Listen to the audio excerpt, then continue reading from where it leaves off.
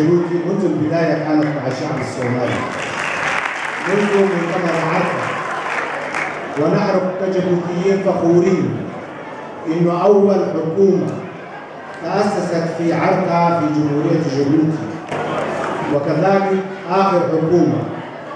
وهذا ليس منا على الشعب الصومالي الذي قدم الكثير للشعب الجيبوتي ولشعوب قرن افريقيا لما كانت الصومال مزدهره وقوه امنيه معتبره.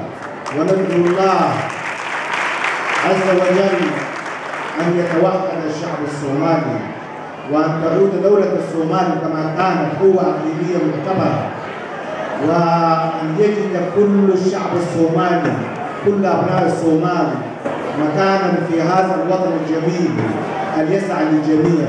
وإن شاء الله نتمنى لكم كل خير، وأنتم على علم إنه في هذا الوقت إنه هناك قوة جيبوتية تساند الحكومة الصومالية في استقرار أولا في مقديشو ثم في بيداوة، فهذا كله أنتم أشقاؤنا وتستحقون أكثر من هذا، ونحن معكم كما كنتم أنتم معنا في السابق.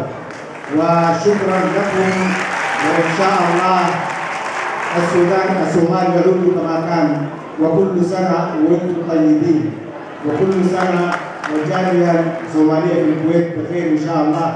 وشكرا على دعوتكم لنا، ونهني سعادة السفير عبد القادر بهذه المناسبة الطيبة السعيدة وهذه الدعوة الكريمة وهذا الأخوة اللي نسبوا هذه الحفلة الطيبة المباركة بإذن الله تعالى. شكرا لكم.